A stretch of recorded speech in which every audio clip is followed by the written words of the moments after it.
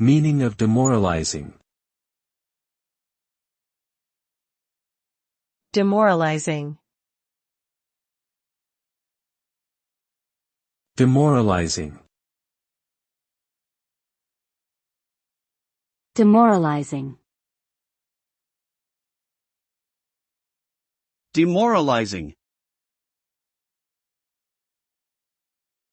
Demoralizing refers to something that undermines or weakens one's confidence, determination, or morale. It can have a negative impact on an individual's mental and emotional state, causing them to feel discouraged, disheartened, or defeated. This can result in a decline in productivity, motivation, and overall performance. In some cases, it can even lead to depression or other psychological issues. Therefore, it is important to take proactive measures to avoid situations that may be demoralizing and to provide support and encouragement to those who have been affected by such experiences.